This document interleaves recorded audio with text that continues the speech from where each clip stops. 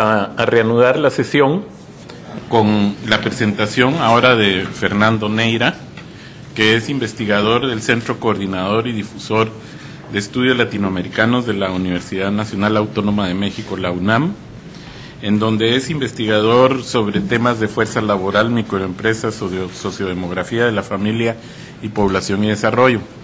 Fernando tiene una maestría en la Flaxo, México, y el doctorado en estudios de población del Colegio de México, y lo que nos va a presentar hoy es un proyecto que está en proceso, que lo ha titulado Remesas y Microempresas en el Pacto Andino, pero él les va a explicar cómo se ubica este proyecto en un contexto más amplio. Bueno, muchas gracias. Antes que nada quiero darle mi agradecimiento a Manuel Ángel por la invitación, al COLEF por la oportunidad de estar acá y compartir este trabajo con ustedes. Para fines de lo que voy a presentar, considero que fue muy importante que Gaspar y los otros dos colegas que estuvieron acá hubiesen presentado su experiencia, porque el objetivo de mi trabajo es apuntar un poco a que analicemos el papel de la política pública cuando hablamos de remesas. Este es un pequeño trabajo de carácter descriptivo que tiene como finalidad dar cuenta entonces del papel que ha jugado la política pública y los programas sociales en función del uso de la microempresa. Como decía Manuel, apenas se está iniciando, por lo tanto, lo que vamos a observar aquí son algunos elementos para llevar a todos ustedes a lo que pretende ser la investigación más adelante. Bueno, el objetivo general del trabajo es analizar las políticas y programas para el manejo de las remesas en los países de la Comunidad Andina y su relación con las microempresas y el desarrollo local.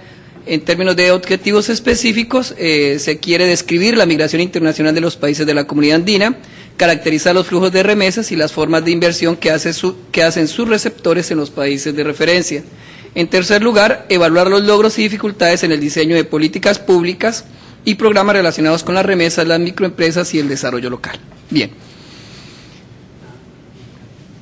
Un primer aspecto que quiero destacar es esto del Pacto Andino. El Pacto Andino surge en 1969 a partir de una reunión que se hace en Cartagena, en donde el propósito inicial era establecer una unión aduanera en un plazo de 10 años. Fue tan exitoso este acuerdo que con relación a esos logros se decidió continuarlo, y en ese sentido entonces se ha dado todo un proceso de integración y de acuerdos con el fin de afianzarlo. Pasó así de una visión cerrada de integración hacia adentro a lo que hoy en día es que tenemos como esquema de regionalismo abierto, en donde la idea es poderse vincular con otros países, con otras regiones, y en especial al interior de América Latina, sobre todo con Mercosur. Lo que busca el Pacto Andino es impulsar la participación en el proceso de integración regional con miras a la formación gradual de un mercado común latinoamericano. Es un proceso que ha sido muy conflictivo, ha tenido una serie de problemáticas, entre ellos el poder garantizar la permanencia de cada uno de los países. En la actualidad, por ejemplo, hay un problema muy serio con Perú y con Ecuador. Perú porque junto con Ecuador están negociando el Tratado de Libre Comercio por su parte, y eso ha generado una serie de rencillas. Y por otro lado, en el caso de Venezuela, ha amenazado con separarse del Pacto Andino si se llega a acordar el Tratado del ALCA. Ese ha sido una amenaza. Entonces, el Pacto Andino ha estado siempre sujeto a este tipo de inestabilidades como resultado de los intereses de cada uno de los países. Pese a esas circunstancias se mantiene, y algo importante es que para 1997 se juntan los diferentes países con miras a darle un nuevo impulso a este acuerdo, y entonces se crea lo que ahora se llama la Comunidad Andina, que se organiza a partir de lo que es una Secretaría General de carácter ejecutivo que tiene su sede en Lima, y en donde se establece un sistema andino de integración que, como podemos observar, está compuesto por una serie de secretarías e entidades que buscan fortalecer el Pacto Andino en diferentes campos, en el educativo, en el económico, en el social, en el político y en el migratorio. Se está avanzando en términos de regular facilidad de movilidad al interior de los países que componen el Pacto Andino. Bien, para que podamos entender la importancia que tiene la migración de países de Sudamérica y en especial los países de la Comunidad Andina, creo que los indicadores económicos pueden ser un buen elemento para llevarnos a ello. En este caso, si miramos lo que tiene que ver con el Producto Interno Bruto y la tasa de desempleo urbano, podemos apreciar cosas interesantes. En relación al PIB, lo que apreciamos, sobre todo para 1999, es una caída en países como como Venezuela, como Ecuador y como Colombia.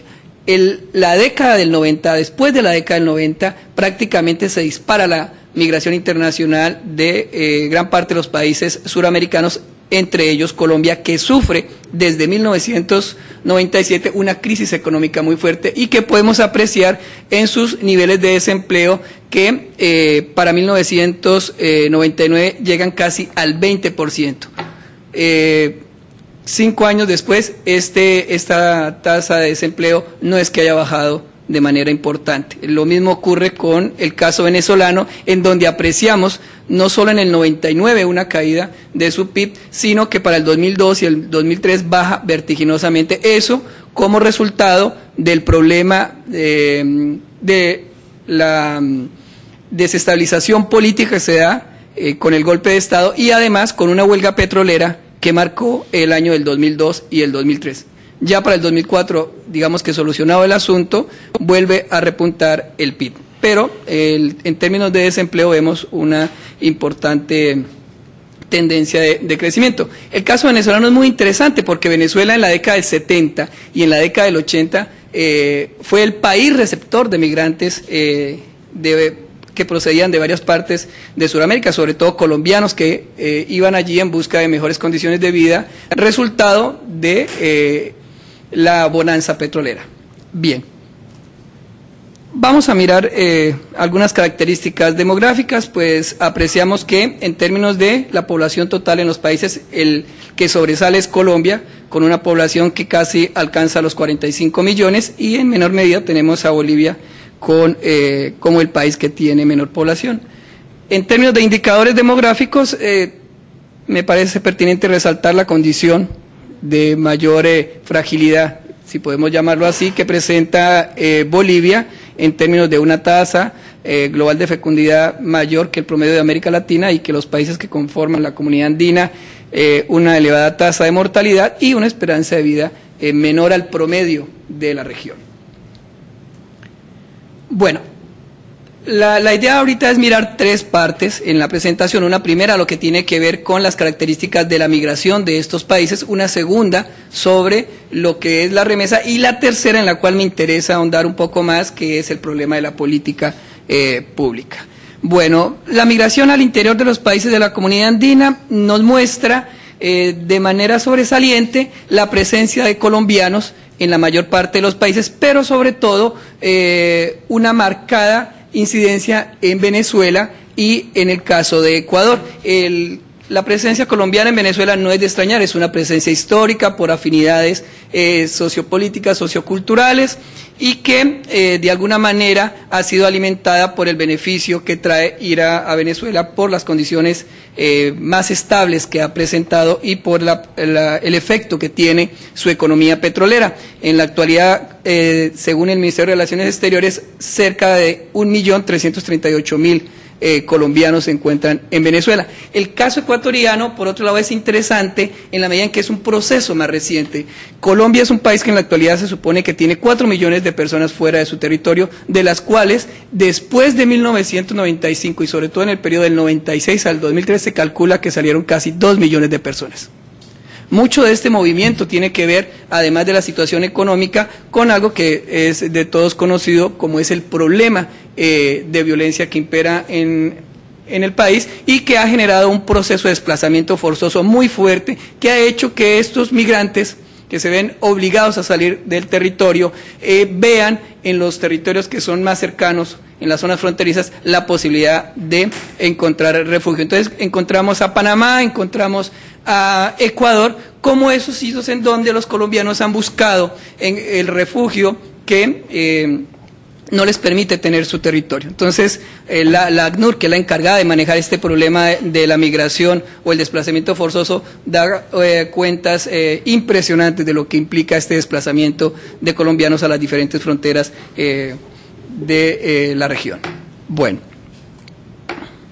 en relación a la migración, en función de los que yo considero los principales países de América Latina como captadores de migrantes, encontramos que en Argentina la presencia más importante es la de bolivianos. En el caso de Brasil sobresale junto con los colombianos, los bolivianos, y para el caso de Chile es importante la presencia tanto de venezolanos como de peruanos. México, junto con tanto bolivianos como colombianos, tienen en México un importante país en donde han buscado establecerse. La migración colombiana en México tiene unas particularidades muy interesantes en términos de que es una migración familiar. Un estudio que realicé hace poco para el Instituto Nacional de Migración, pude constatar que a diferencia de migración de carácter individual que se presenta hacia otras zonas, en el caso de la migración hacia México es una migración de aquellos grupos que con condiciones económicas favorables pudieron llevarse a su familia y establecerse en México en diferentes ciudades, especialmente en el Distrito Federal. En relación a la migración a Estados Unidos, lo que podemos apreciar para estas últimas 4 décadas es un incremento notorio por parte de los países que conforman la comunidad andina, en especial del caso colombiano. Para lo que es la ubicación de estos países en los estados de residencia, encontramos que principalmente en 4 estados de la Unión Americana se establecen los países de la comunidad andina, como son California, Nueva York, Florida y New Jersey, sobresaliendo un mayor asentamiento en el caso de Nueva York, sobre todo de los ecuatorianos, y en el caso de la Florida de parte de los colombianos.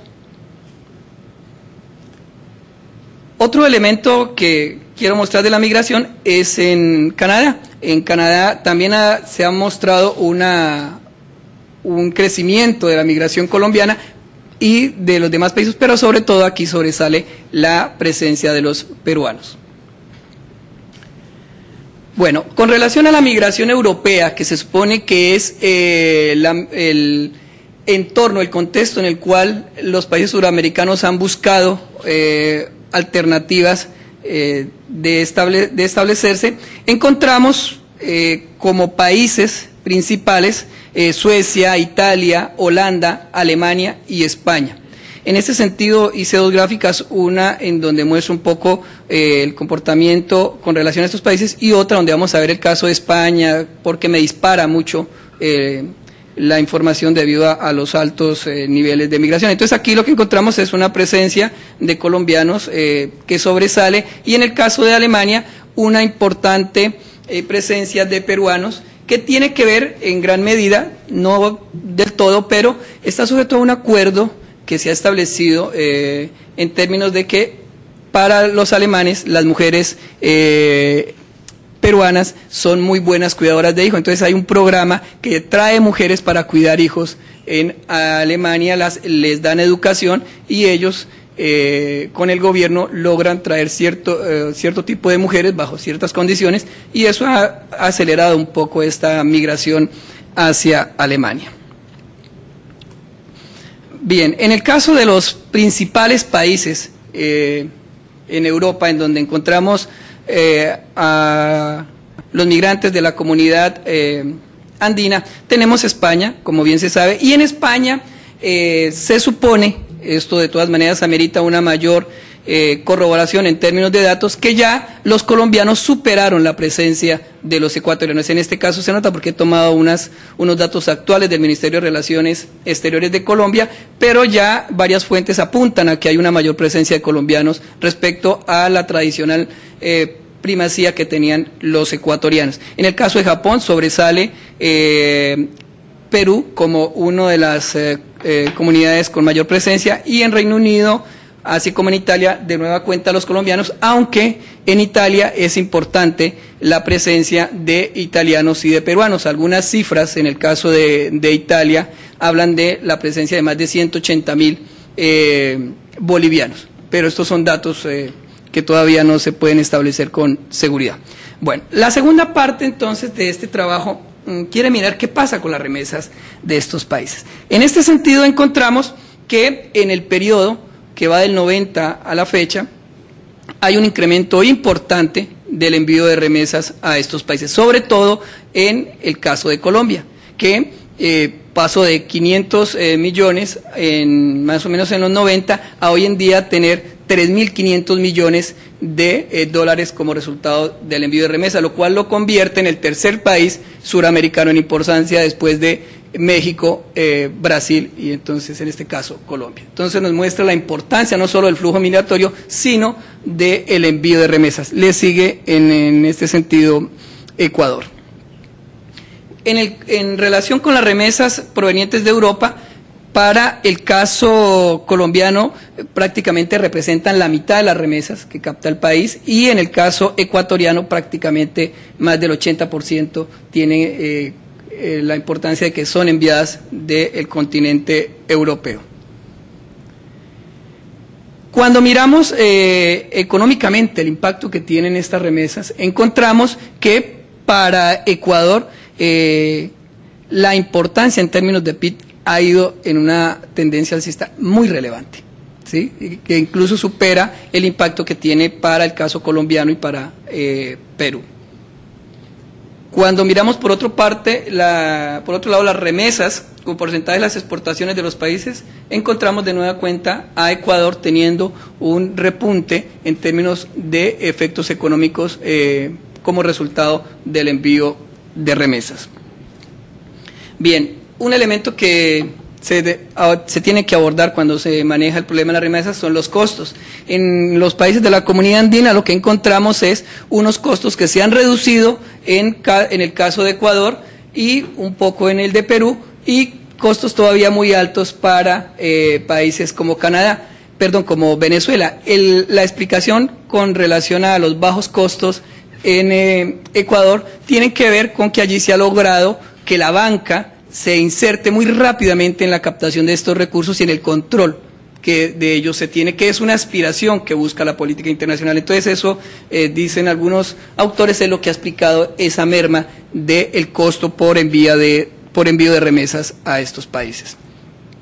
Aquí otra manera de ver el problema de la disminución a través de los últimos 4 años del envío de remesas y lo que eso implica en términos de costos para estos países, mostrándose a Venezuela como el que más tiene que pagar en términos de promedio y para Ecuador como el que menos. Bien, a mí con esta investigación me interesa mucho en remarcar el problema de la política, cómo está pensando la política pública el manejo de las remesas. Y en ese sentido quiero comenzar por recordar, o que recordemos aquí, el papel que ha jugado un organismo como es el Banco Interamericano de Desarrollo.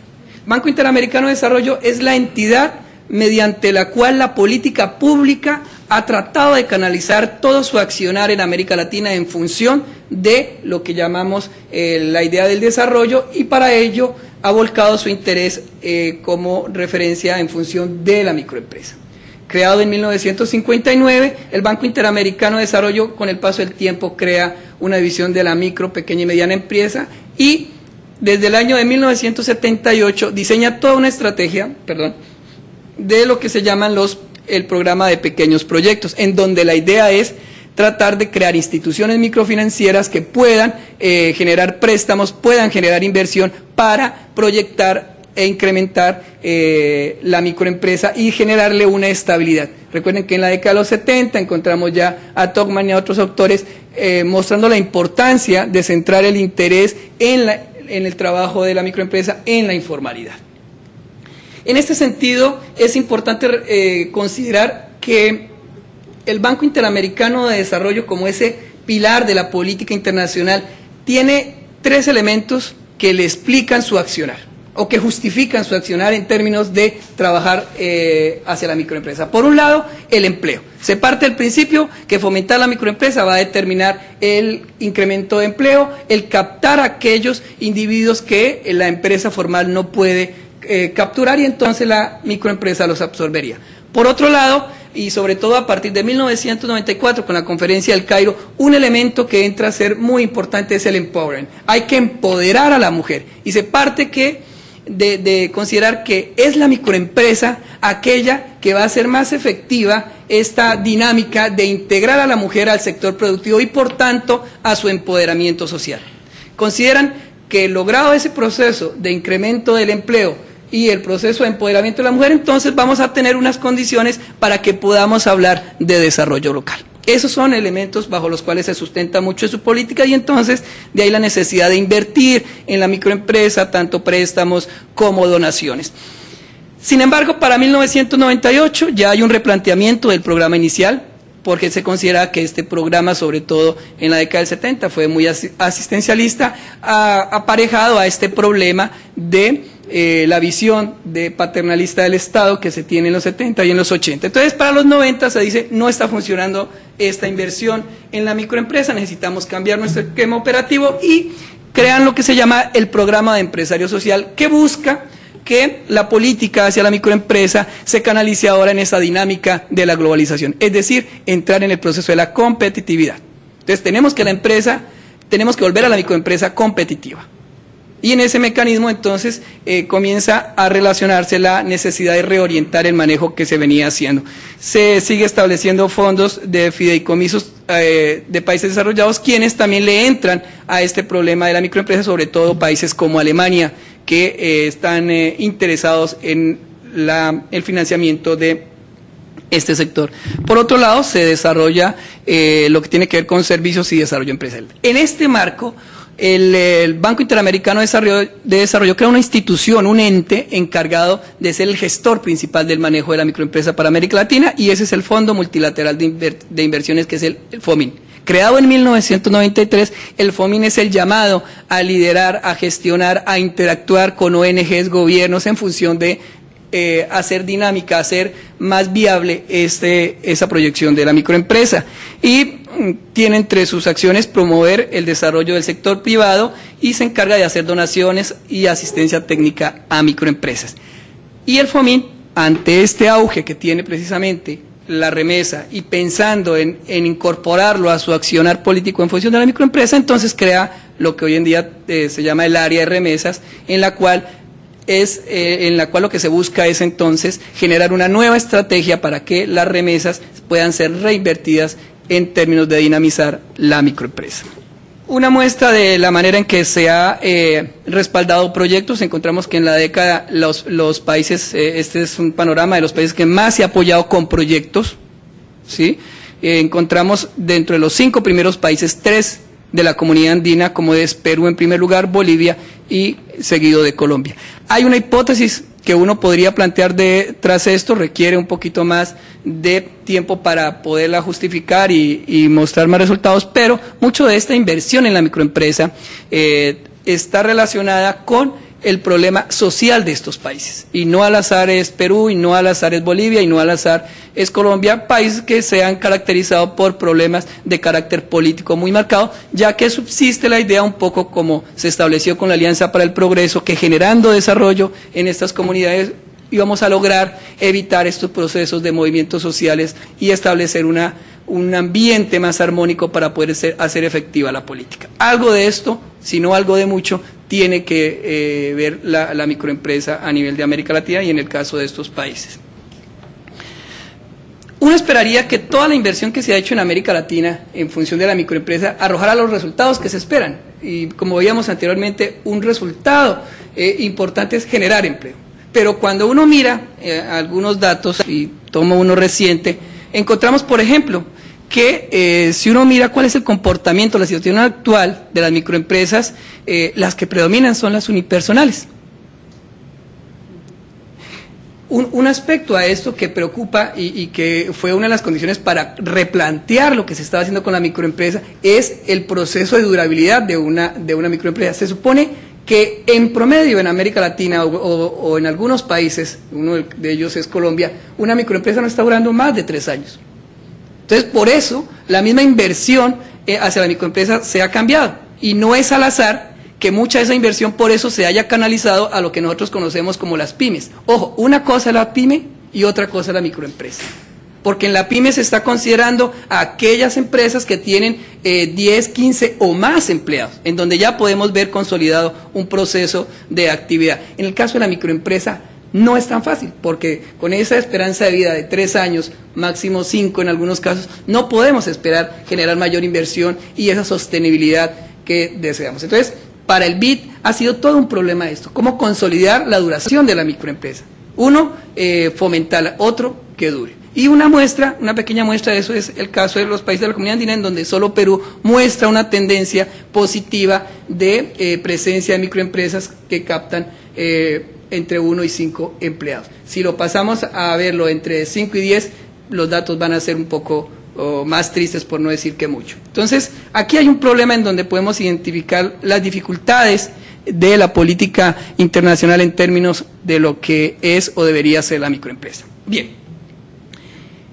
miremos entonces qué es lo que pretende el BID a través del FOMIN con el uso de remesas, y por eso reitero lo importante que fue que mis compañeros hayan presentado de primera su experiencia, porque aquí vamos a ver reflejado las dificultades de esto que ellos están viendo desde afuera, están viendo desde una lógica financiera y mercantil, que cuando ya aterrizamos en contextos particulares no es tan fácil. Bien, algunos principios o fundamentos o elementos que tiene este fondo, el FOMIN, en función de las remesas, es que ellos consideran que las remesas tienen unas implicaciones para las economías nacionales y también tienen un potencial efecto multiplicador en el PIB, el consumo y la inversión, y que esto ha generado problemáticas a nivel financiero y de desarrollo en la región, consideran ellos.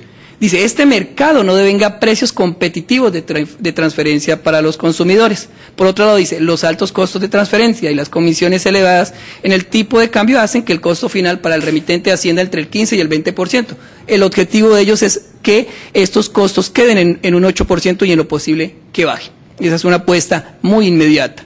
En la medida que el mercado está dominado por un pequeño número de grandes compañías, esto ha determinado que un número limitado de instituciones bancarias formales y o microfinancieras sean los que capten el mayor flujo de estos recursos. En el caso colombiano, los principales bancos del país son los que se han apropiado de este negocio y eso les ha generado unas ganancias enormes.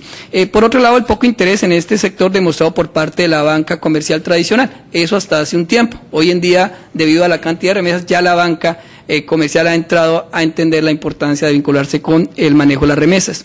Otro elemento es la baja o inexistente cultura bancaria entre las comunidades de migrantes. Por otro lado, que hay limitaciones en cuanto a la información y transparencia del mercado. Esto, sobre todo en el caso colombiano, ha sido muy interesante porque, como también lo saben ustedes, la problemática de narcotráfico en Colombia ha determinado que el manejo de divisas sea muy diferente a lo que ocurre en otros países. Hasta hace muy poco tiempo el manejo de las divisas era muy complicado y estaba prácticamente que realizándose de manera subterránea. Si uno llevaba dólares, para cambiarlos iba a ciertas personas que en ciertos lugares de la capital eran los encargados de manejar este problema, el cambio. Los bancos no estaban muy involucrados con el manejo de las divisas. En cambio ahora el panorama, sobre todo desde finales de los 90, es muy, muy diferente en términos de que ya no encuentra uno por la calle casi a estas personas, sino que todo se ha generado de tal manera que se pueda y se obligue a que el migrante lleve dólares a un sitio en donde se pueda determinar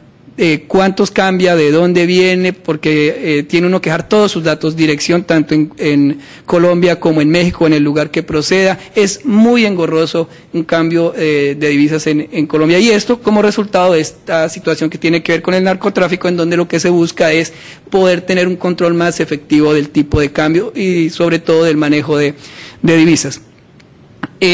Por otro lado, se considera que hay un escaso poder de negociación dentro de las comunidades de inmigrantes debido a su extensa fragmentación, lo cual acelera un poco este problema de manejar las remesas. También consideran que hay barreras económicas, legales y técnicas para penetrar en el mercado de las remesas en los países remitentes, como también por los receptores. Otro elemento es que hay un gran porcentaje de migrantes indocumentados, lo cual tiene el inconveniente de que sus remesas no las puedo yo capturar a través de un sistema formal, sino que se me evaden a través de diferentes formas de envío. El otro elemento es que se estima que el mercado de las remesas será cada vez más profundo y más eficiente en el largo plazo, por lo que esto, junto con los cambios que se anticipan en las leyes migratorias, facilitará la integración de los migrantes indocumentados y, por consiguiente, su integración en el sistema bancario formal. Es la percepción que ellos tienen a largo plazo en términos de que va a ser muy fácil, entonces, determinar los flujos de migrantes, controlarlos y, por lo tanto, controlar sus envíos. Por otro lado, ellos pretenden seguir impulsando la introducción de métodos eficientes en el mercado de las remesas para capacitar los países receptores a capturar las remesas para integrarlas al sistema financiero formal. Bien. Estos elementos se han convertido en una serie de estrategias que son las que se están llevando a cabo ya de manera importante en México y en algunos países de América Latina. En primer lugar, lo que se pretende es mejorar el entorno regulatorio y favorecer alianzas públicos y privados. Aquí ellos lo que buscan es que los gobiernos, por ejemplo, mejoren el marco regulatorio como ventajas fiscales para los flujos de remesas y promover una mayor conciencia entre las comunidades en el exterior mediante clubes de migrantes, como se presentaba en la anterior conferencia, y apoyar mejores regulaciones y supervisión del ahorro popular en términos de instituciones microfinancieras, es decir, hacer efectivo que los migrantes busquen medios formales para el envío de sus remesas, pero teniendo participación del gobierno, en este caso de sus entidades financieras. En relación con el sector privado, se busca desarrollar una serie de productos y servicios financieros especialmente dirigidos a este colectivo, como son seguros, pensiones, créditos hipotecarios. En esa medida, entonces, la estrategia, podríamos señalarla en términos de que se busca un mayor desarrollo de productos financieros e identificación de perfil del migrante para una mejor bancarización. A lo que se está apostando es a que yo pueda tener un control de los migrantes en términos de su ubicación, en términos de sus procesos migratorios, en términos de su envío de remesas y poderlos incorporar a mi sistema financiero para hacer más óptimo ese proceso, no solo de manejo de recursos, sino de direccionalización de los mismos. En segundo lugar, tenemos que se busca mejorar la transparencia y eficiencia del mercado de envío de remesas y promover la competencia para reducir su costo. Por ello, entonces, están tratando de promover acuerdos entre instituciones financieras en los países de envío de remesas e instituciones correspondientes y sus redes en los países receptores con objeto de bancarizar a las poblaciones beneficiarias de las remesas tras la movilización de ahorros, es decir, un fortalecimiento tanto de la banca popular como de la banca privada.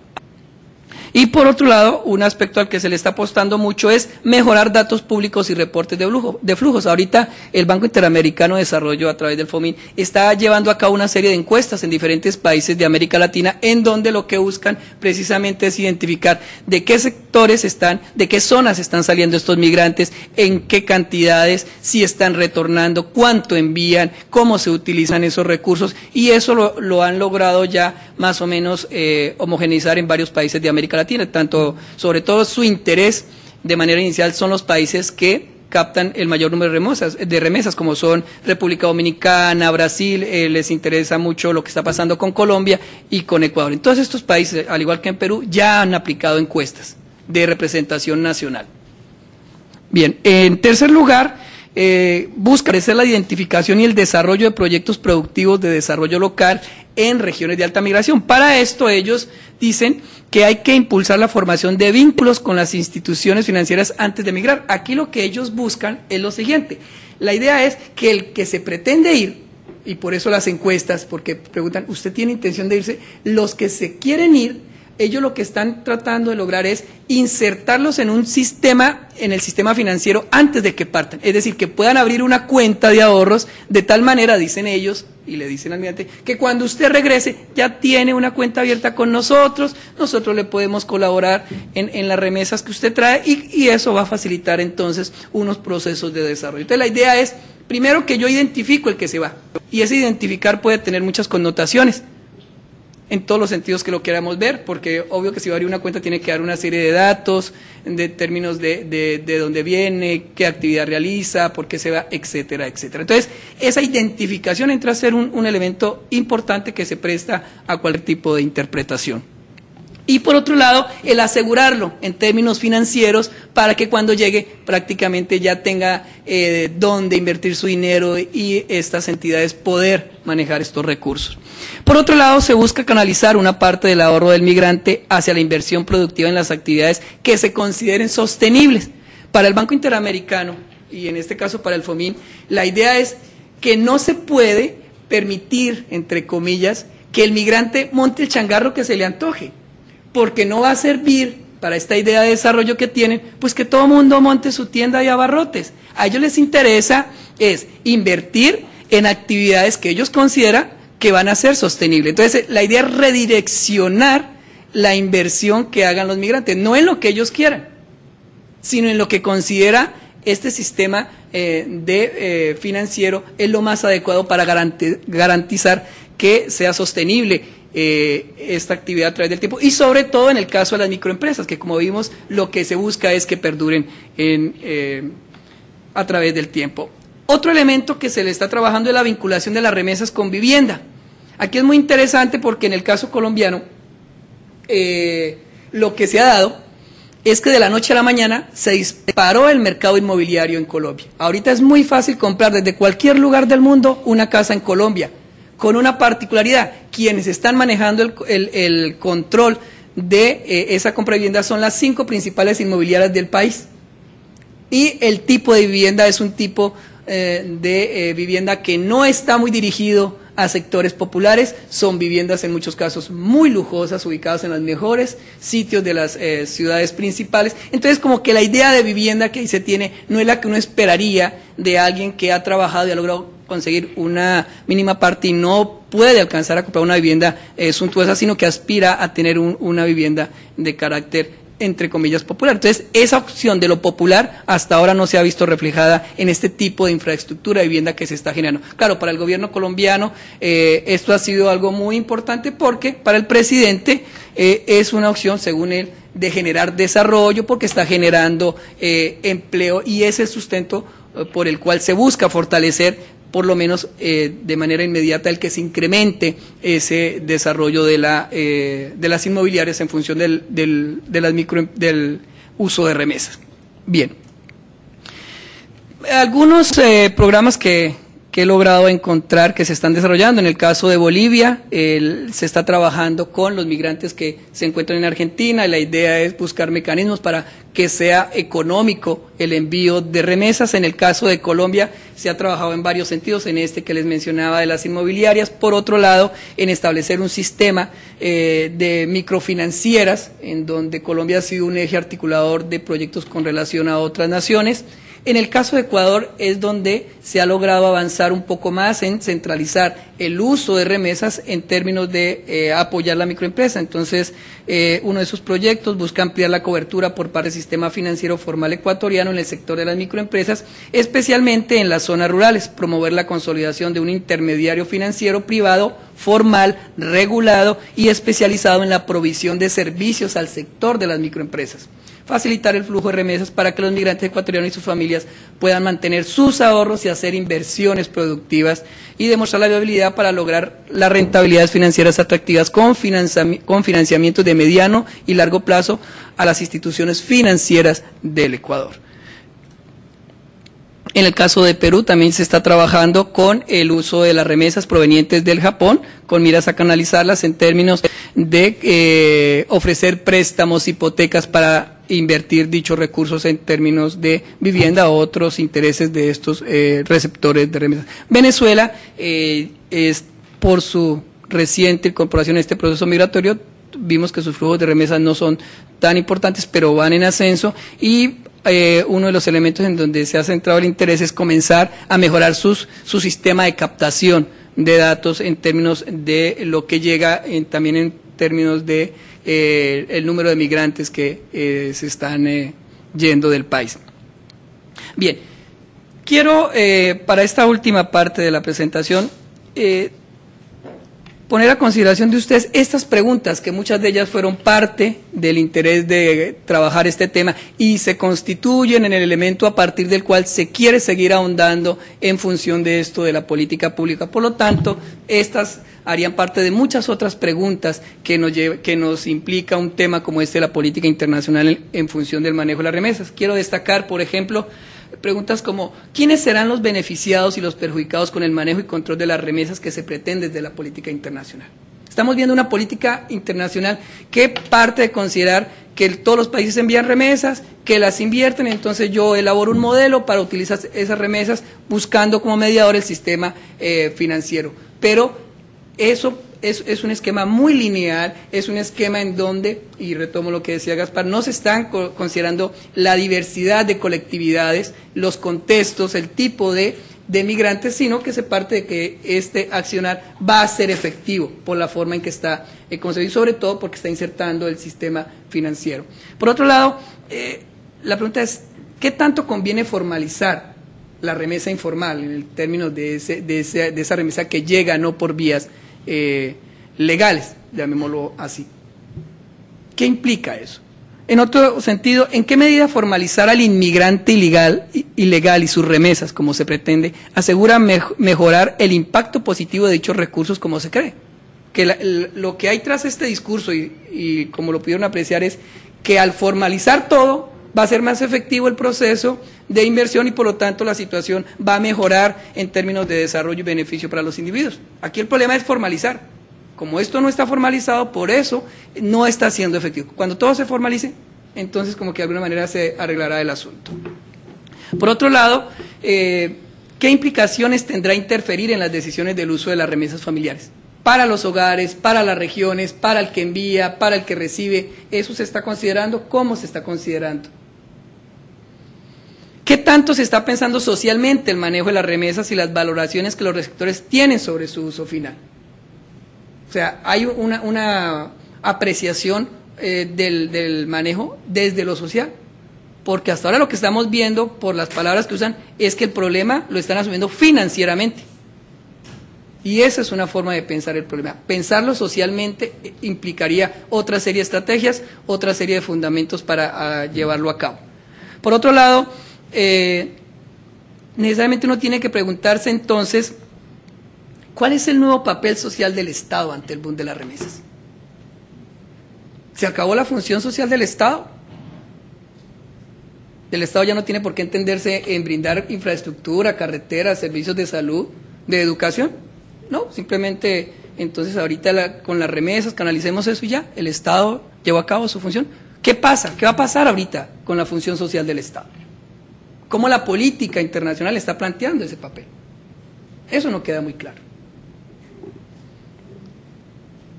¿En qué medida las microempresas siguen siendo la mejor opción para fomentar el desarrollo y más ahora que se busca utilizar las remesas? ¿Realmente podemos lograr con este modelo que está planteando el Banco Interamericano de Desarrollo, con estos supuestos, lograr ese desarrollo que no se ha logrado a través de casi 3 décadas de un modelo de inversión constante como se ha hecho a través de la microempresa? Si no funcionó antes, con toda esta inversión de capital que se ha hecho, ¿funcionará ahora con el uso de remesas de los migrantes, muchos de los cuales son ilegales? Y algo que necesariamente también tenemos que pensar acá, ¿cómo pensar los acuerdos migratorios a la luz de los beneficios por el envío de remesas para los países latinoamericanos y las multinacionales financieras?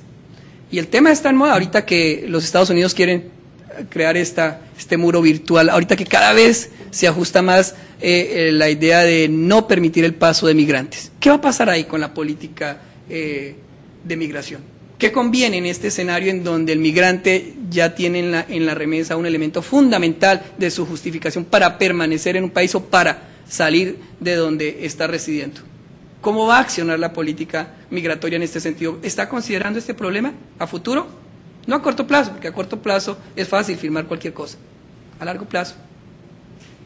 Y quiero finalizar con lo siguiente. El Banco Interamericano de Desarrollo ahorita hizo una de las encuestas que les mencionaba sobre una encuesta de opinión pública realizada por el FOMIN, el PEP Hispanic Center, y la pregunta era, si se creara un fondo de inversión, ojo cómo va la pregunta, Si se creara un fondo de inversión controlado por un organismo internacional que pague intereses y financie proyectos que beneficien a su comunidad, ¿estaría dispuesto a depositar el 10% del dinero que recibe de sus familias en dicho fondo o no estaría dispuesto a realizar tal inversión?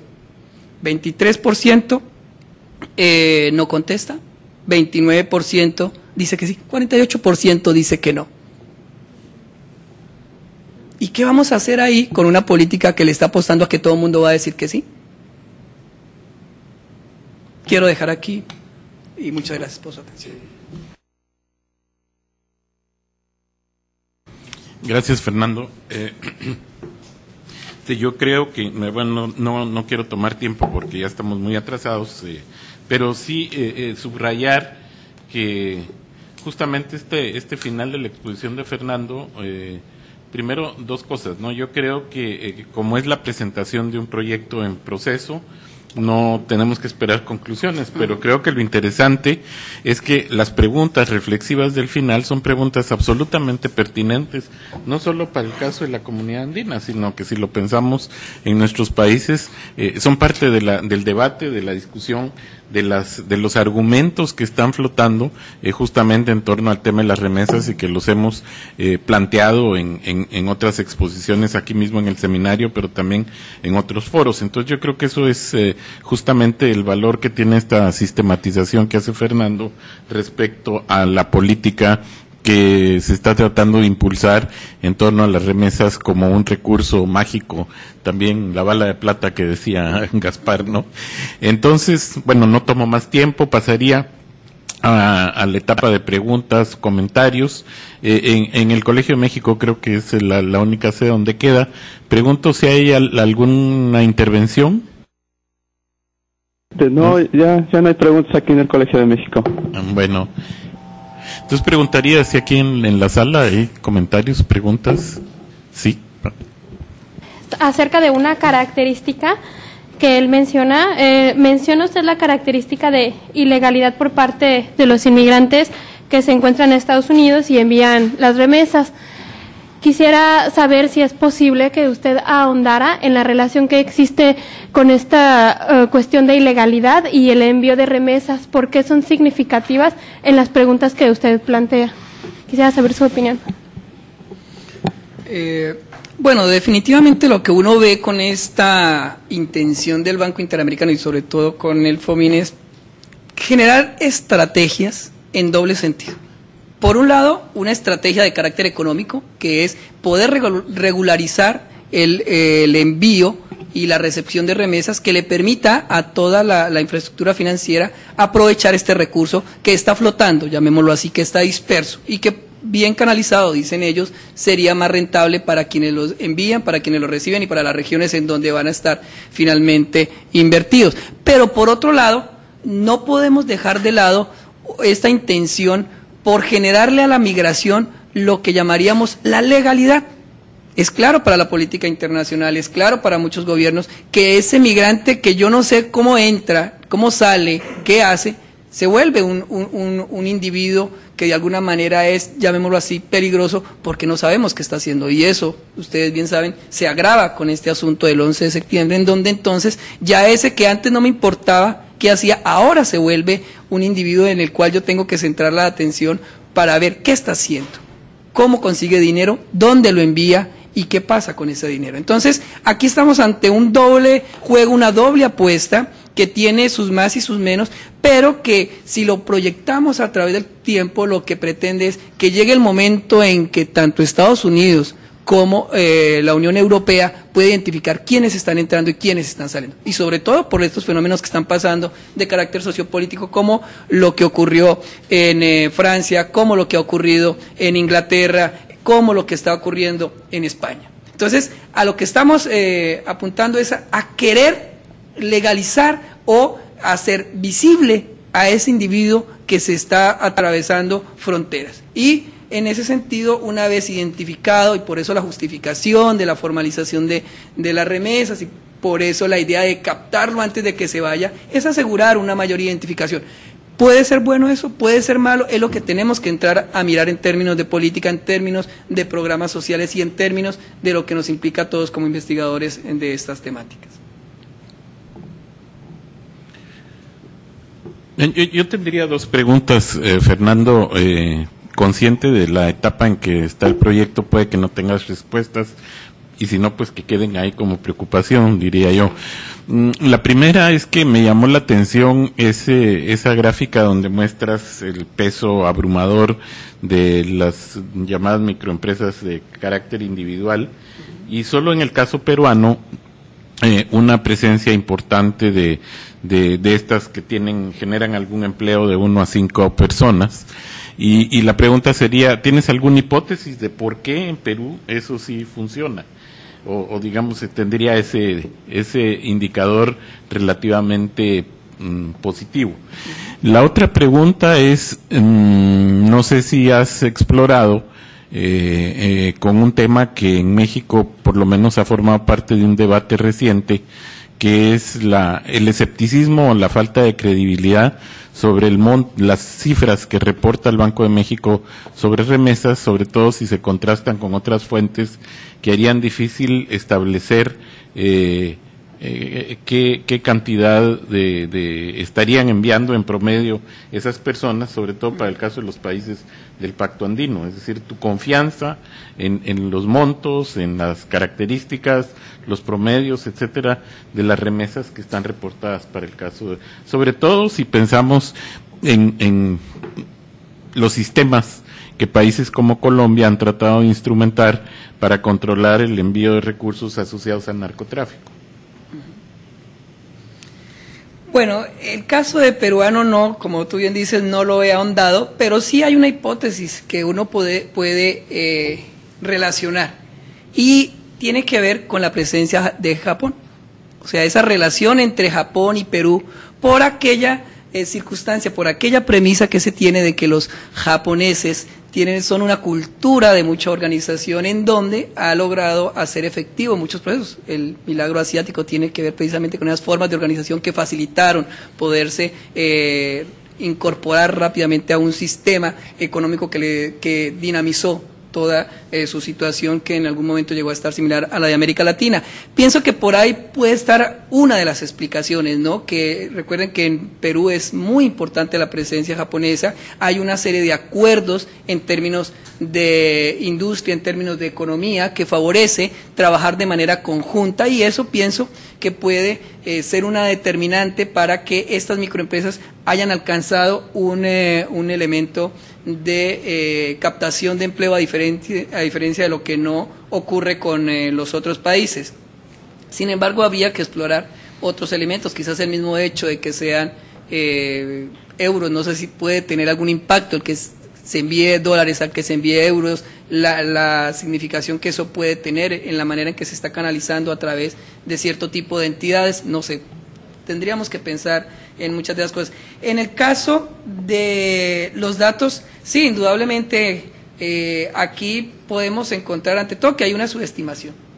Es indudable que en el caso colombiano se ha ganado en términos de tener un control muy fuerte, porque el Estado colombiano y su modus operandi en términos de la industria financiera es muy coercitivo, tiene muy plenamente identificado tanto las casas de cambio, y ese fue el gran logro que hicieron en menos de 8 años, de dejarle el cambio de divisas a unos individuos que eran de alguna manera personas que se enriquecieron cambiando dólares, a regularizar casi en un 99% el manejo de estos recursos, al punto de que ya estas personas uno no las encuentra en donde antes las ubicaba. Todo está muy regularizado, muy controlado, y en eso ha incidido pues este problema del narcotráfico, porque lo que se pretende es tener un control de los ingresos que llegan. Sí hay subestimación, la veracidad total de los datos también podríamos ponerle el entredicho, pero algo que sí es cierto es que hay una fuerte subestimación del flujo de ingresos, porque todavía, al igual que los demás países, se sigue enviando mucha remesa en términos de enviar dólares con una persona, etcétera. Entonces, todavía el sistema no ha logrado captar todo ese tipo de miradas. Y hay momentos en que eso se pone álgido, hay momentos en que, por ejemplo, en Colombia, hasta los que veníamos de diferentes partes del mundo éramos prácticamente esculcados para ver cuánto dinero traíamos. Entonces ha habido periodos muy álgidos en términos de ese control, ¿no? del ingreso de divisas. Pero digamos que hay un esfuerzo, se nota, o más que un esfuerzo, un interés por el Banco de la República de Colombia de tener el mayor control posible. Y a eso se le ha sumado la industria financiera y a eso se le ha sumado el interés del presidente de gestionar toda una política para, bajo el esquema de inversión social, poder tener un mejor control de las remesas que llegan a países como Colombia, ¿sí? Pero hay tantos problemas como de que sí, puede que los datos no sean tan fidedignos y podemos estar ante una subestimación y bueno, creo que lo que les interesa a ellos es precisamente trabajar en que cada vez tengan más claro cuánto llega y en qué se usa. Ya quiero pedir disculpas porque hace un rato no teníamos en pantalla al Instituto de Investigaciones Sociales, pero ahora sí, y preguntaría si tienen algún comentario o pregunta. Mi nombre, vengo de la Facultad de Derecho. Bueno, en torno al comentario de las remesas, que usted comentaba que se hace por las personas que lo hacen, lo envían por encargo a otras y este tipo de remesas no son contabilizadas. Esto no es obviamente tomado en cuenta y los que se hacen es por empresas, un ejemplo es Electra, otro caso es Banamex que lo hacen, pero bueno, el costo con el que hacen el envío de este tipo de remesas es muy alto.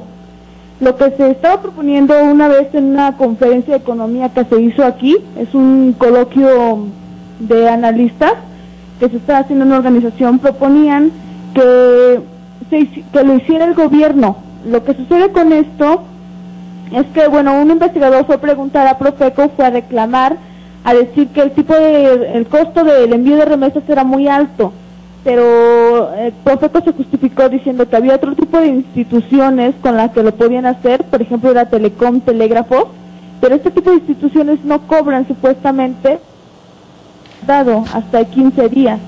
¿Qué posibilidad o qué otra razón o cómo se podría hacer para que el envío de remesas fuera diferente, sin ningún costo, y no tuviera que ser con este tipo de instituciones que cobran mucho por solo enviarlo? Esa es la pregunta que tengo. Bueno, como ya había mencionado, uno de los objetivos principales de la política internacional que está generando el BID a través del FOMIN es la disminución en los costos del envío de remesas. Y en ese sentido la apuesta ha sido muy fuerte y por eso en el caso colombiano algo bien interesante es que se le facilitó la presencia a aquellas instituciones de carácter privado que venían desempeñando un papel más bien, digámoslo, común, muy poco renombrado en términos de captación y cambio de divisas.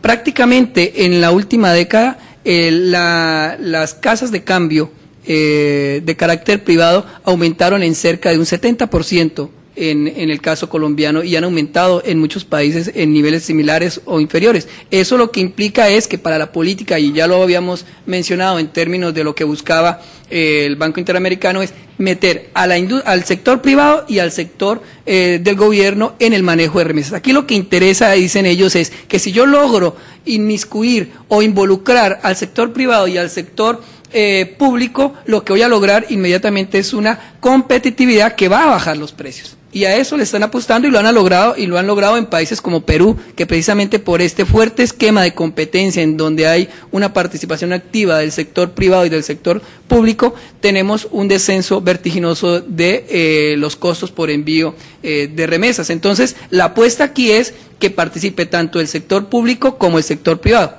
Hay que entender una cosa, cada vez menos el sector público de nuestros países tiene el control de la banca. Hoy prácticamente en América Latina el control de la banca lo tiene es el sector privado, entonces la participación pública aquí pues es mínima. Entonces no es raro que estas casas de cambio, estas pequeñas instituciones se hayan disparado y vean en las remesas un nuevo campo de accionar. Y mientras, como ocurre en el caso colombiano, se ajusten a la normatividad, se sometan a las requisiciones y a los controles debidos, pues bienvenidas sean todas aquellas que quieran aparecer, porque eso va a contribuir a bajar los costos de los envíos. Gaspar. Fernando, me gustaría que nos ofrecieras tus reflexiones en dos áreas generales que toca tu presentación. Y uno es ligar el tema de desarrollo con migración, que es muy reciente, ¿no? Y a mí se me hace que como que no hay mucha memoria histórica de parte de los participantes en este debate, y especialmente del Banco Interamericano de Desarrollo, que tienen ya toda una experiencia, como bien mencionaste, en el área, pues, ¿no? De tratar de promover políticas de desarrollo y directamente ellos mismos, incluso saltarse gobiernos y directamente financiar proyectos con la sociedad civil ya de hace mucho tiempo. ¿Cómo pensar en esto conceptualmente? Porque parece que, bueno, se olvida. Por un lado, no me queda claro el papel del Estado en este debate de migración y desarrollo. Y tú bien lo mencionaste, ¿no? Las políticas que se están implementando es de realmente bajar el papel social del Estado, ¿no? O abandonar completamente políticas. Por ejemplo, en el caso mexicano, bueno, no tenemos una política para el sector agrícola. Y resulta que la mayoría de los migrantes pues vienen del sector agrícola. Bueno, no se está hablando de eso. Sin embargo, en este debate de migración y desarrollo, pues se supondría que esos serían como los temas cruciales, pero no se está tratando. Entonces, más o menos, ¿cómo y por qué se está dando el debate tan sesgado, con muy poca memoria histórica y con muy poco realmente claridad del papel del Estado? Parecería ser que le están haciendo caso más bien a estos memos del Banco Interamericano de Desarrollo, sin realmente pensando bien y retomando las experiencias ya tenidas. Y como bien lo mencionaste, bueno, ahora la microempresa, ¿no? Y las remesas como los que van a salvar a estos países, ¿no? El segundo aspecto es cómo estamos pensando en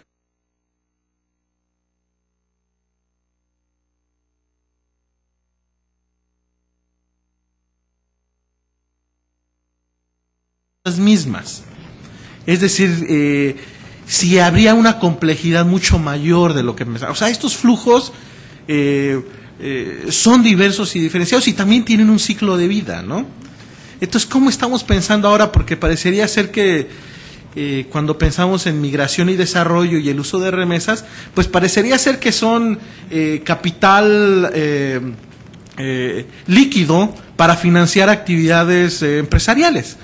Bueno, a lo mejor hay varios estudios que demuestran que, bueno, el promedio de remesas es más bien bajo, ¿no? $200 mensuales por familia, y que van, ya cuando se ve el uso que le dan las familias a las remesas, pues para sobrevivir y las cuestiones más básicas, ¿no? ¿Cuánto te puede dar $200? Y también las implicaciones de los patrones de consumo de las familias, ¿no?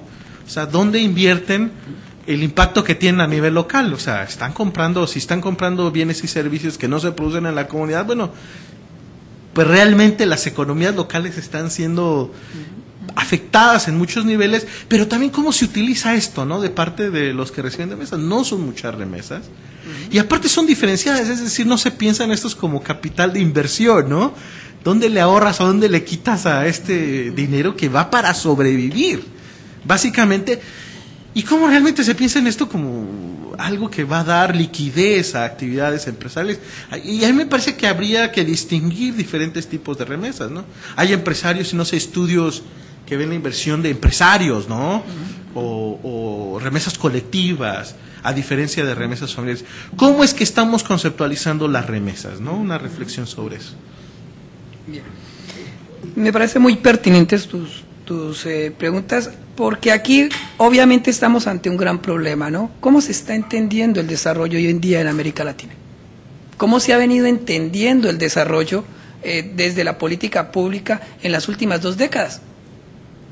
Y el desarrollo lo que ha hecho es tener que ajustarse a las condiciones que ha determinado el mercado. Acordémonos que, por ejemplo, para la década del 70 y hasta una parte de los 80, pues el Estado era aquel garante de la función social.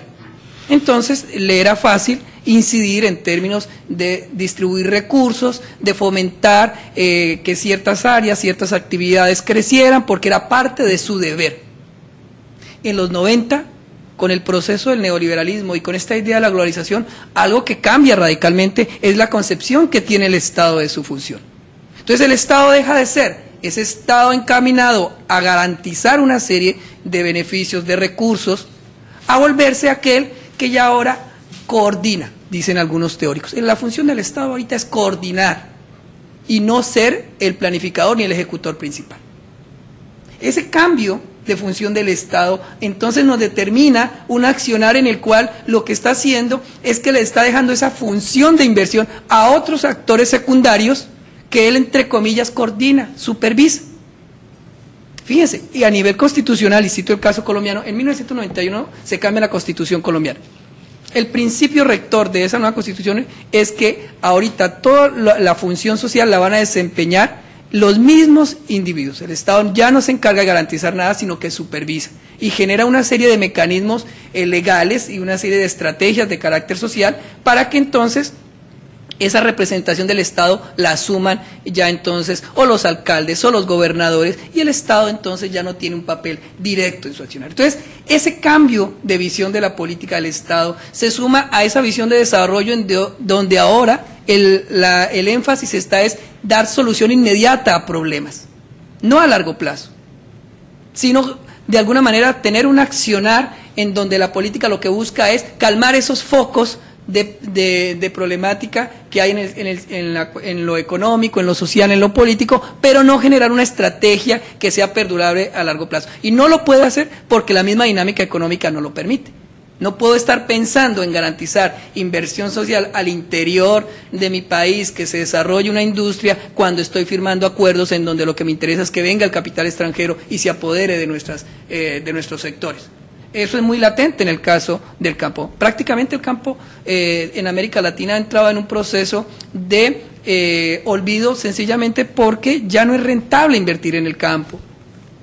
Y porque además se ha vuelto focos de conflicto social en donde precisamente ahorita lo que se trata es de generar estrategias para que esos focos sean calmados, y en ese sentido muchas de las apuestas en términos de política y de programas tienen esa finalidad. El mismo caso de Brasil ahorita con el programa que generó para el sistema de alimentación en Brasil, no le está funcionando, no le funcionó a Lula, y eso ha pasado en el caso colombiano. Hay todo un problema ahorita con el café porque se está dando una serie de ventajas a otros países que están afectando este sector que es fundamental para la economía nacional. Entonces, el manejo que se está haciendo en términos de desarrollo hacia ciertas regiones sigue siendo un manejo que está viciado por el proceso de adaptarse a las condiciones de la economía. No está por encima de la economía, sino se adapta a los flujos y contraflujos que presenta los sectores, la economía en sí. En ese sentido, la remesa ha sido un elemento determinante en dos sentidos. Por un lado, si bien es cierto, la remesa se le ha atribuido más de lo que puede dar, y tú tienes mucha razón en eso. Como que le hemos cargado a la remesa un peso más del que ella en sí mismo tiene. Tú dices $200 no es que alcancen para mucho, pero sobre todo, además de ese peso excesivo para que alcance para todo y para que pueda ser distribuido muchas cosas, no estamos percibiendo la manera en que lo están pensando quienes reciben los recursos. Fíjense, para solo inversión en todo lo que sería micronegocios, en promedio se está destinando entre un 8 y un 10% de las remesas en América Latina. Casi el 80% se va a gasto corriente, en gastos personales. La gente, obvio que esa es la necesidad, satisfacer una serie de requisitos que tiene, y para eso es el recurso. Entonces, ahí tenemos un problema, ¿sí? Pero por otro lado, también la remesa se ha vuelto, y ya el mismo Banco Interamericano ha detectado eso. Ahorita hay un problema de que aquellos receptores de remesa, que en su mayoría son zonas de carácter rural, ya no quieren trabajar el campo.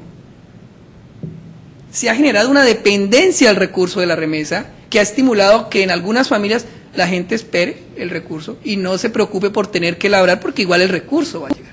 Eso no se está pensando en términos de política. ¿Cómo manejar ese problema? La gente, de alguna manera, y ha sido un aspecto bien interesante que se ha detectado en algunos lugares, cómo al interior de la familia también hay que considerar el problema de quién maneja el recurso. Si es la mujer, si es el hombre, y cómo lo destina. Si es la mujer que está sola y tiene que tomar la decisión de gastarlo, o si es la familia, y los pleitos que ya se han detectado en diferentes partes, por lo que eso implica al interior de la familia distribuirse ese recurso.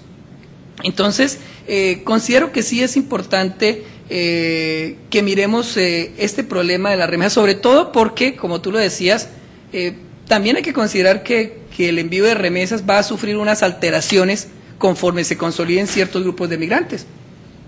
Ahorita la remesa se está incrementando porque todavía hay migrantes aquí, a quien enviarles. Cuando no haya a quien enviarles, ¿qué va a pasar con eso? Entonces no podemos tampoco pensar como el petróleo, que eso va a durar toda la vida. Va a llegar un momento en que eso se va a acabar. ¿Y qué vamos a hacer si no hemos fomentado al interior de nuestros países sistemas productivos que sean autosostenibles? El problema con la agricultura es muy delicado en América Latina. Casi todos los países no le han puesto atención a este fenómeno de el que se esté desolando el campo, el que se estén privilegiando ciertas prácticas en función de otras, y el que prácticamente ya la gente no quiera estar en el campo, porque se le ha vendido una idea de desarrollo que se sigue alimentando a través de muchos elementos en donde la idea es, si usted quiere estar bien, váyase de acá. Por eso es importante volver a retomar a qué le estamos apostando con la política migratoria, a que la gente se vaya y que nos envíe la lana, ¿sí? ¿Qué estamos operando en términos de los sistemas productivos y en términos de aquellos que no se pueden ir, pero que ya tampoco se quieren quedar? Entonces pienso que esto da para realmente discutirle mucho, y el problema aquí, y el llamado es, lo está pensando la política pública, porque nosotros somos académicos y nos interesa y podemos ahondar, pero la política pública lo está pensando, ¿le interesa? Al menos en la política internacional de una institución como el Banco Interamericano de Desarrollo, pareciera que no. Bien, tengo 3 solicitudes de palabra, entonces lo que le voy a pedir a Fernando es que hacemos una ronda de los 3 para que él responda una sola vez. Entonces, por favor. Sí, un proyecto como este, el de la inversión de las remesas en proyectos de microempresas, es como si el Estado le estuviera dando la responsabilidad a los migrantes de algo que le compete a él. Por otra parte, creo que el hecho de que se le acredite oficialmente a los migrantes la cantidad de dinero que van a enviar en su remesa es como tener un sistema de control de aquellas personas que están en los lugares receptores, tener que los países sepan quiénes están de manera legal, quiénes están ilegales, y que se ejerza un control más fuerte sobre ellos, ¿no? Yo creo que eso sería. Las otras partes ya las contestaron ahora que con las preguntas de Gaspar. Muchas gracias. Luis. Sí, Fernando, en una parte de tu exposición mencionabas dentro de los principios del programa de remesas del FOMIN las estrategias para el uso de remesas. Una de las estrategias que señalabas era a favorecer la identificación y el desarrollo de proyectos productivos de desarrollo local en regiones de alta migración. Entonces mi pregunta es, no me quedó claro si esto es nada más un buen deseo en términos de crear algún tipo de normatividad, o la pregunta sería, ¿habría algunas experiencias o casos exitosos o algunas lecciones derivadas al respecto que el propio FOMIN y el Banco Interamericano de Desarrollo tengan al respecto? Porque esto es crucial, o sea, por lo menos creo que muchas lecciones se podrían saber sobre qué hacer y qué no hacer cuando uno quiere echar a andar una iniciativa como esta, ¿no? Nada más. Rafael. Es exactamente en relación con esto, y muchas gracias por esta contextualización de las estrategias del Banco Interamericano de Desarrollo. Hay un proyecto que se llama Invierte en México, que va dirigido a empresarios, y que es una tesis que está elaborando Virbrilia Cota, que está aquí, que ella es la que debería estar preguntando y no yo, que soy su director de tesis, con mucho trabajo, por cierto.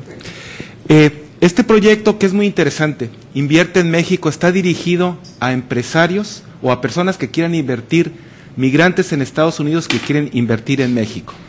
Y parte de esta estrategia de fomentar inversiones en lugares de alta migración. De lo que se desprende de este programa y me convence muy bien lo que tú dices, es lo único que se promueve es la fundación, el inicio de changarros, porque las remesas no dan para más. Los inversionistas fuertes no van a, si ya lo hacen en Estados Unidos o lo harán por fuera de este programa. Entonces, en este sentido, el changarro, y lo muestras muy bien con tus datos del empleo, la mayor parte emplean miembros del hogar, miembros familiares. Entonces, tú que conoces más el desarrollo de lo que ha hecho el BID, esto de alguna manera es algo de lo que están haciendo en contra de la experiencia que han tenido, porque ahora las remesas son la panacea para todo, o es que realmente creen que el hecho de que sean migrantes en Estados Unidos con otros recursos cambie la experiencia que tuvieron con otros pequeños negocios. Gracias. Perdón, Fernando, me están diciendo de la UNAM que quedó pendiente una pregunta, no sé si están conectados.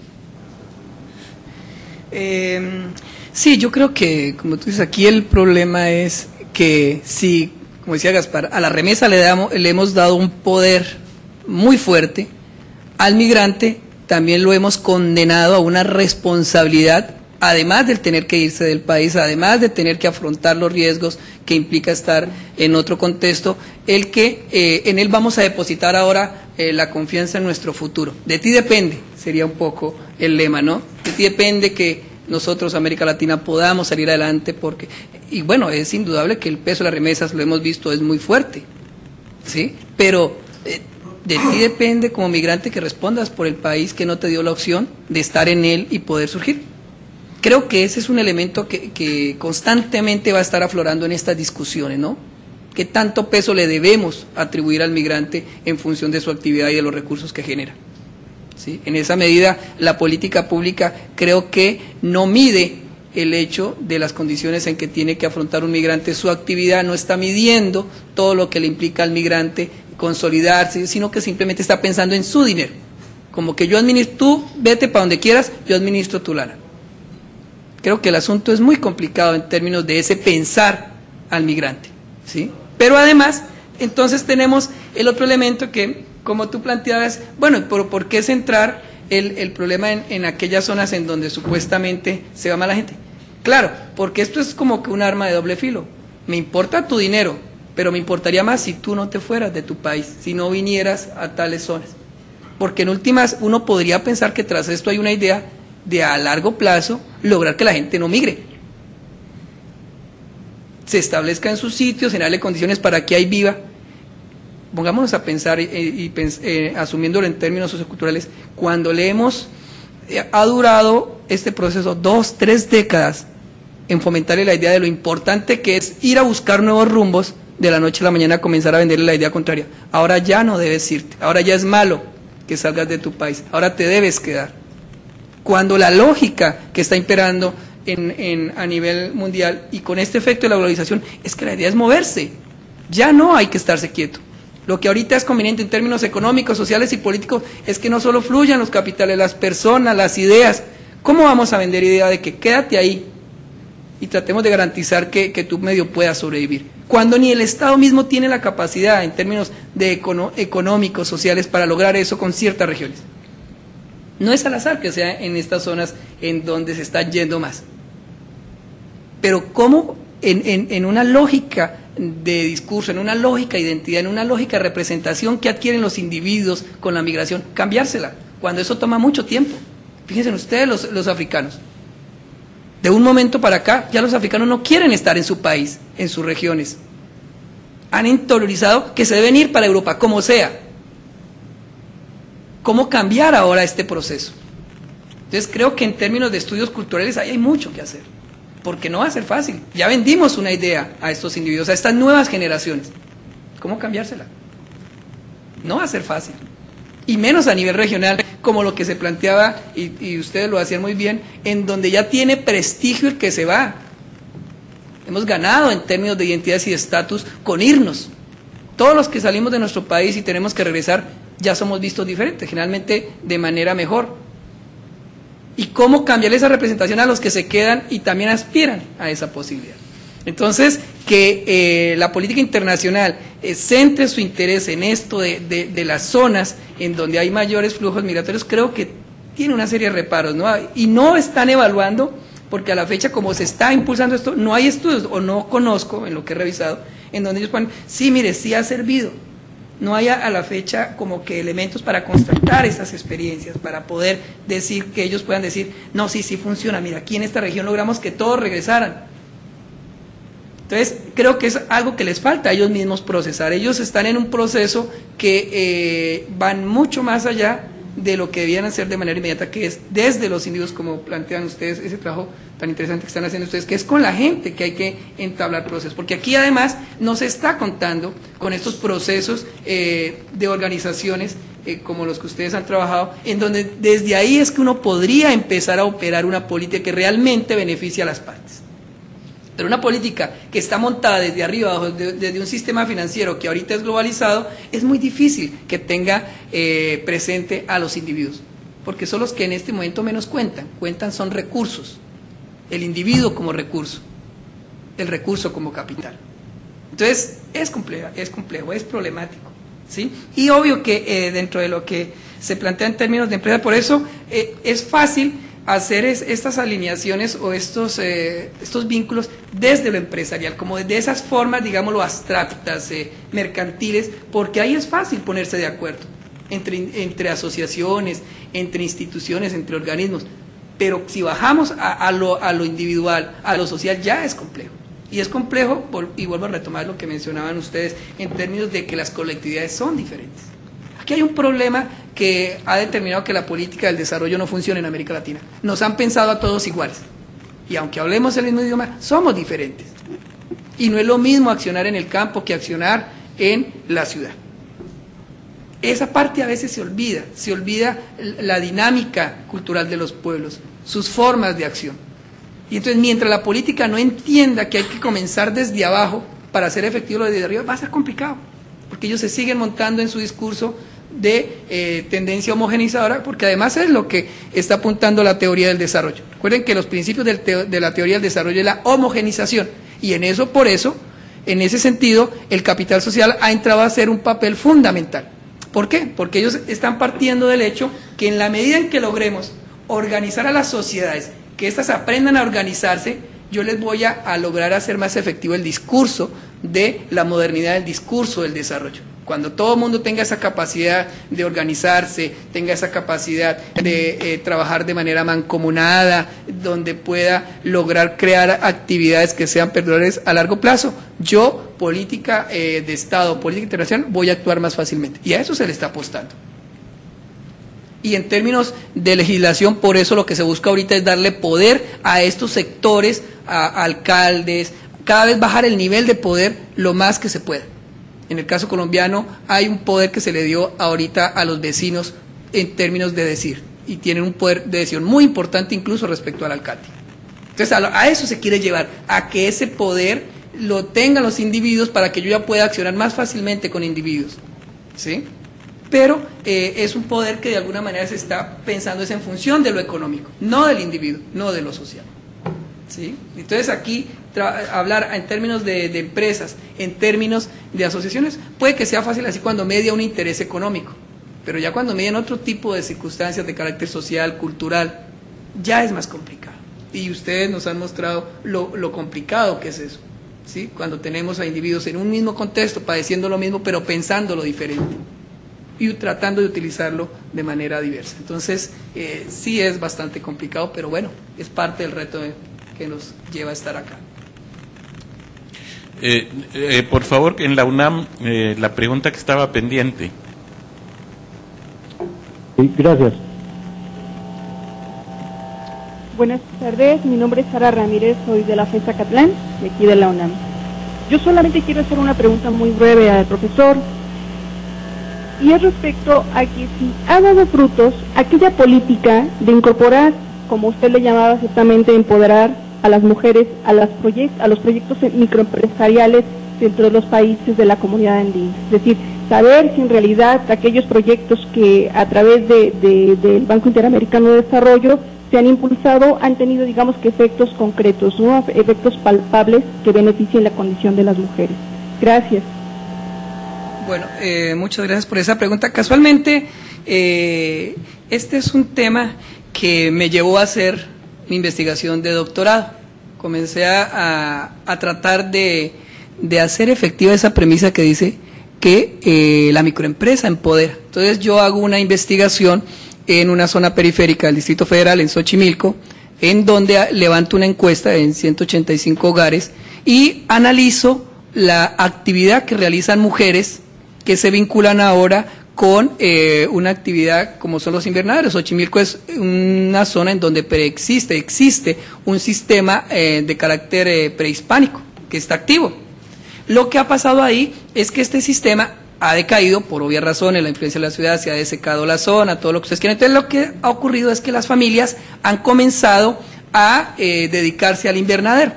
Se acaba la producción tradicional y se insertan en la actividad del invernadero.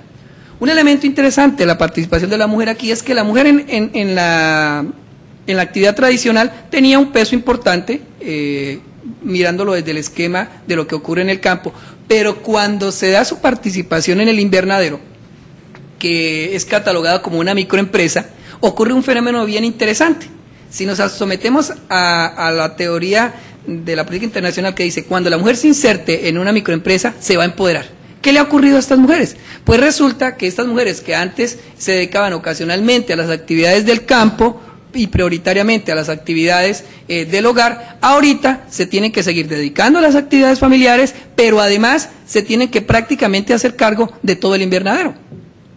Es más, los hombres la estrategia que han desarrollado es que ellas desarrollan gran parte de la actividad porque ellas ayudan a la producción y son las que venden, y el hombre lo que hace es que el hombre le da la planta y le dice, bueno, yo te doy tantas plantas, 50, te las pongo a tal precio, eso me tienes que dar tú a mí.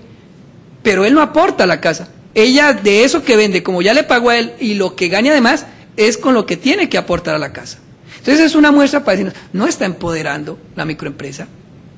Claro, si uno mira y se hacían entrevistas a profundidad con estas mujeres y cómo se sienten, para algunas es importante el poderse sentir más activas y todo lo que era, pero la mayoría reconoce que están más amoladas, tienen más carga de trabajo. Entonces no es el empoderamiento que queremos, ¿sí? Ahora tú te haces cargo de todo, tú respondes por los gastos del hogar, me das a mí la lana que necesito. Hay mujeres que prácticamente, encontré en el pueblo, mantienen a sus maridos. Entonces, estamos hablando de un contexto, ojo, periférico, en una de las ciudades más grandes del mundo, ¿sí? En donde incluso este trabajo de invernaderos tiene apoyo de la delegación, ¿sí? Hay una inversión también de algunas ONG y de entidades que están patrocinando esta idea de que, claro, la mujer se vincule. Pero esta mujer lo que está es en una situación de doble y triple carga laboral. Entonces no es así que la podemos empoderar, pero es así como se está empoderando. O sea, es asumir una responsabilidad que antes no estaba asumiendo, pero sin dejar las demás responsabilidades, porque el hombre no es la contraparte de que asume las responsabilidades del hogar. ¿Ven? Entonces, aquí el problema es, ese sería un ejemplo, y podríamos citar otros, en donde estamos entendiendo el empoderamiento en esos términos, ¿no? Como que usted, ahora, métase en esta actividad, que ya usted metía en esta actividad, ya tiene un reconocimiento social, y resulta que socialmente tampoco lo tiene, porque en contextos como este, que curiosamente son en la ciudad, pero que mantienen prácticas de carácter rural, no está muy bien visto que la mujer ande mucho por fuera de la casa. Entonces, si pensáramos en esa lógica de pronto muy tradicionalista y que no es la mejor, socialmente no le está generando, no le está redituando en un reconocimiento. ¿Sí? Claro, obvio, no queremos a la mujer en la casa, para nada. Pero entonces, si estamos pensando en empoderarla, tenemos que entender de otra manera esa lógica de insertarla en la actividad microempresarial. ¿Sí?